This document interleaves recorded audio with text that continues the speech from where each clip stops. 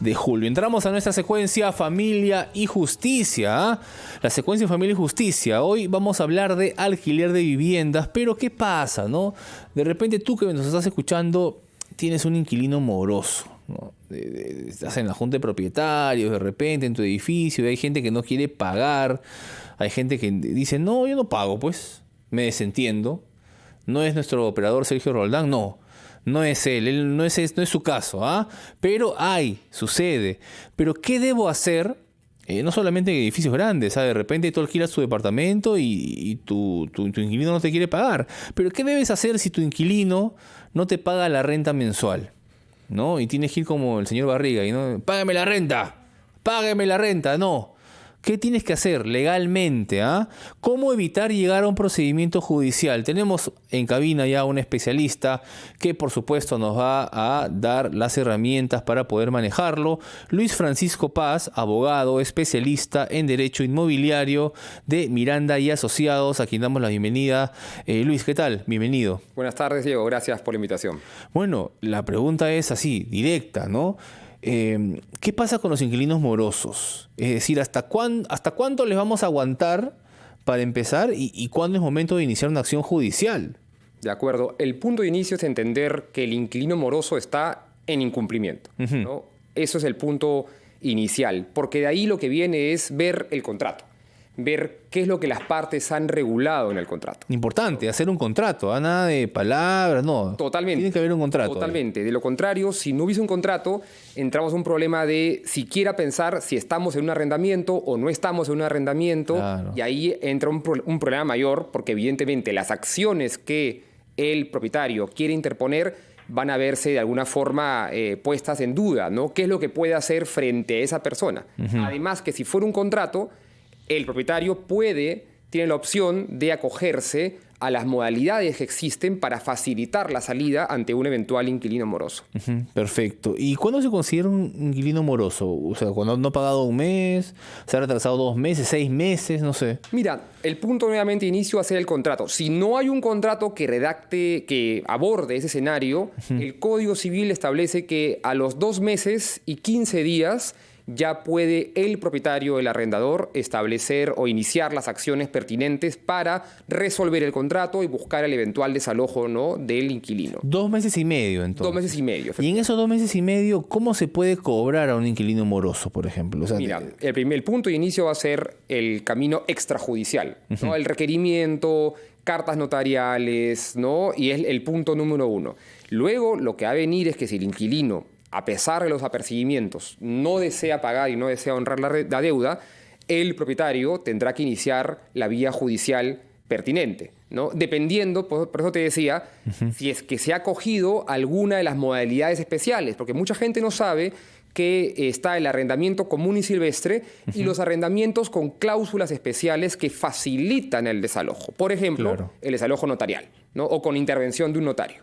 O sea, en el contrato tiene que estar eso puesto para poder asegurarse, digamos. Efectivamente, porque si no lo está, va a tener, digamos, la vía ordinaria, común y silvestre que ya todos conocemos, ¿no? Tener que hacer una demanda, un proceso judicial que es más o menos engorroso, que tomará sus 2-3 años en primera instancia, dependiendo de qué jurisdicción estamos. Eso puede facilitarse si es que... El primer consejo es ese, entonces. Número 1.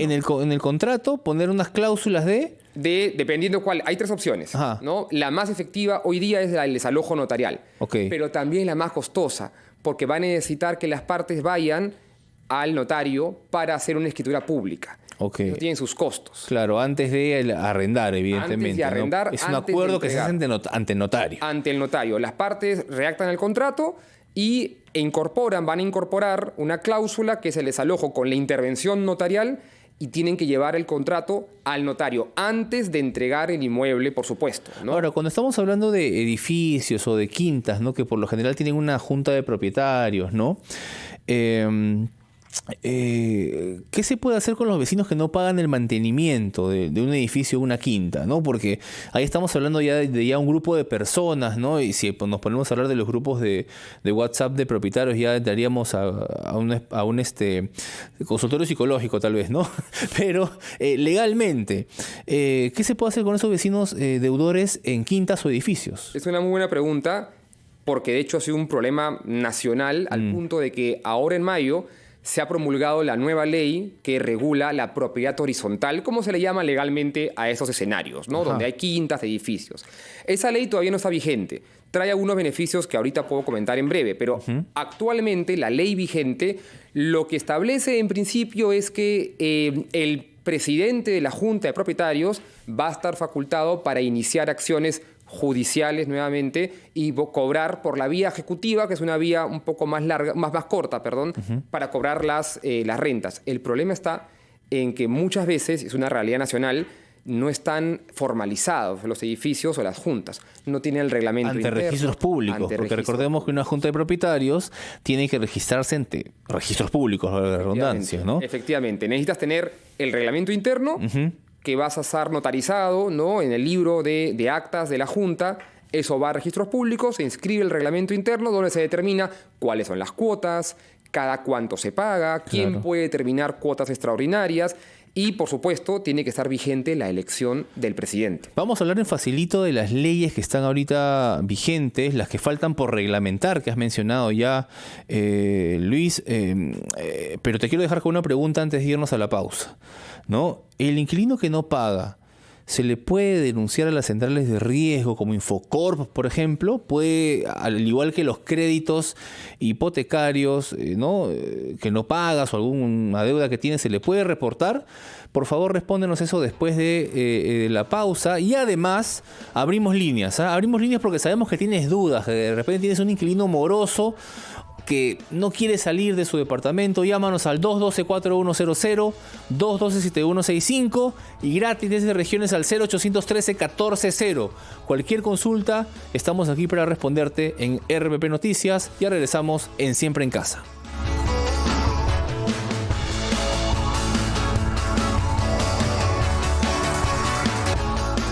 Ya estamos de regreso en Siempre en Casa. Estamos en nuestra secuencia Familia y Justicia, que por cierto, Familia y Justicia se transmite hoy los domingos y además también puedes escucharla los martes, todos los martes en el programa Encendidos, nuestra secuencia Familia y Justicia, los domingos en Siempre en Casa y los martes en Encendidos. Estamos conversando con Luis Francisco Paz, abogado especialista en Derecho Inmobiliario, acerca de el alquiler de viviendas. ¿Qué debo hacer si mi inquilino no me paga la renta mensual? Rapidísimo, nada más, yo dejé una pregunta antes de irnos a la pausa, y es que si el inquilino no paga, ¿se le puede poner en una central de riesgo, por ejemplo? La respuesta es sí. Actualmente es algo viable, se ha podido hacer, se puede reportar a las empresas que administran centrales de riesgo, pero es un poco engorroso porque necesitamos que las juntas de propietarios y el presidente estén en registros públicos. Lamentablemente es bien sabido que es una realidad nacional donde no siempre las quintas, los edificios, sobre todo antiguos, estén en registros públicos. Claro. El punto de inicio es que esté la junta debidamente inscrita, formalizada, y el presidente puede llevar a las centrales de riesgo eso es viable. No obstante, en mayo de este año ha salido publicado ya una nueva ley que va a flexibilizar, va a ayudar, ¿no?, a estos condominios o estos edificios que no están realmente formalizados para poder llevar a centrales de riesgo, y se ha creado, está pendiente el reglamento, ¿no?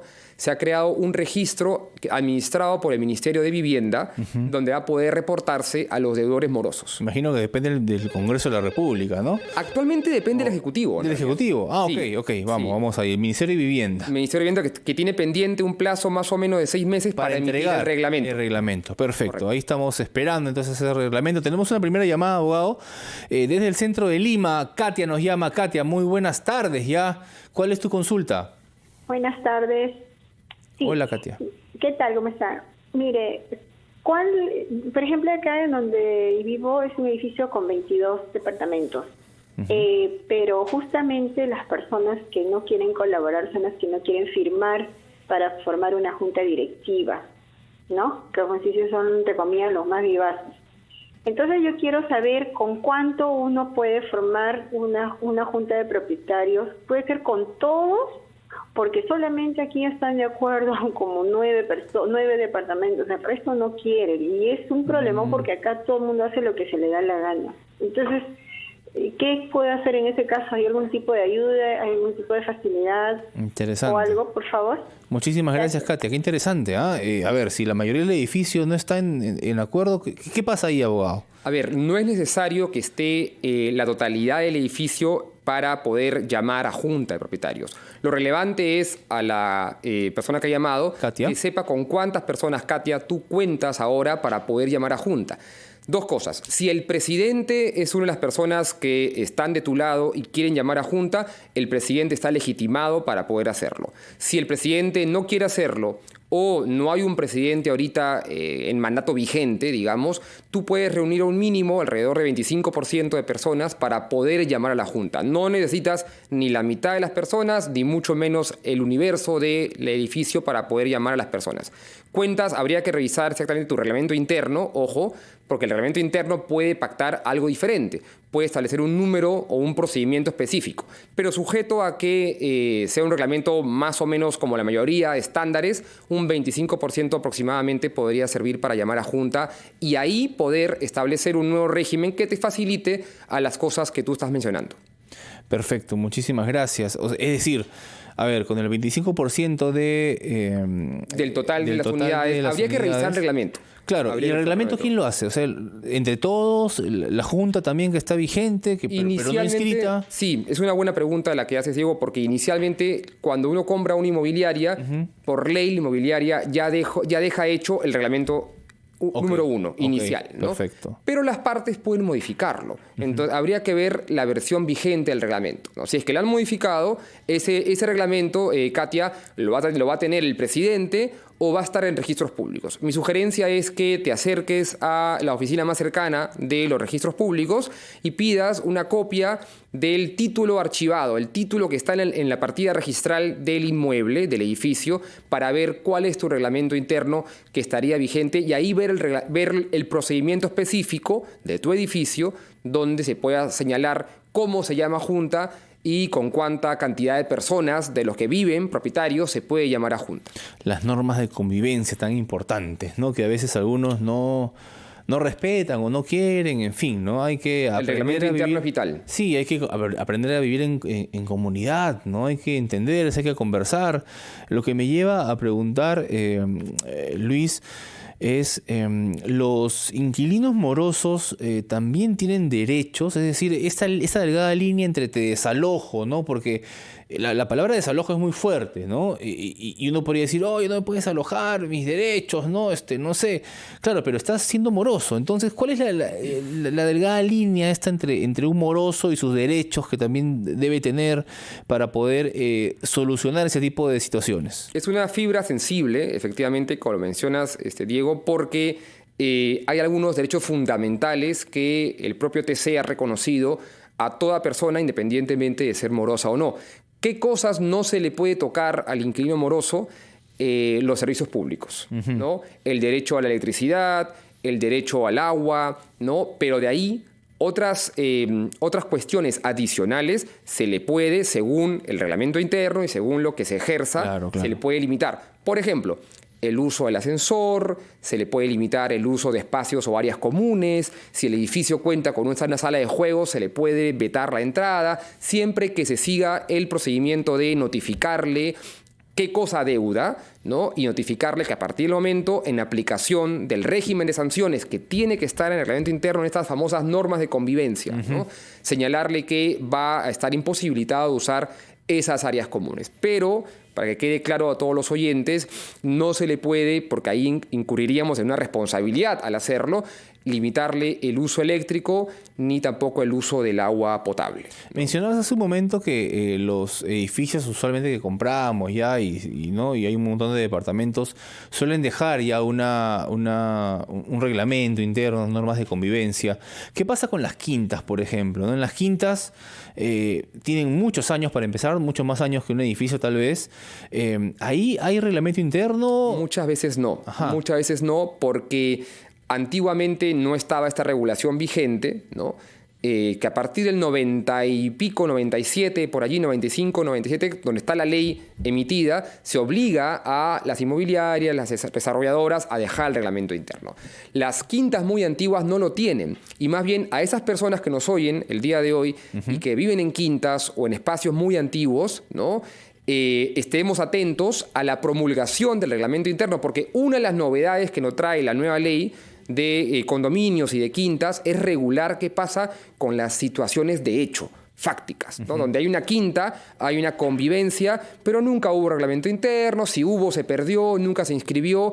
Actualmente la ley vigente, desde el 90 y pico, no cubre ese escenario. Pero este nuevo reglamento que está pendiente debería regularizar esa situación. Lo tiene que hacer por mandato de la nueva ley. Porque esta nueva ley justamente reemplaza el régimen anterior, que tenía muchas carencias, ¿no? Y va a regular qué cosa se puede hacer para formalizar o qué cosa un condominio de hecho va a poder hacer en beneficio de todos los que habitan en ese condominio. Estaremos entonces a la espera y atentos a que se reglamente, finalmente se presente ese reglamento de esta nueva ley para poder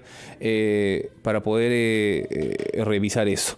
Recuerde que la secuencia Familia y Justicia la puede escuchar también todos los martes en el programa Encendidos, ¿ah? No solamente los domingos, también los martes en Encendidos. Agradecemos a Luis Francisco Paz, abogado especialista en Derecho Inmobiliario de Miranda y Asociados, por resolver todas nuestras dudas. Muchísimas gracias, abogado. Gracias por ustedes. 1 y 2 minutos, nos vamos a escuchar el gran resumen de la hora, pero quédate en sintonía porque volvemos, seguimos con más en RPP, la voz de todo el Perú, con Siempre en Casa.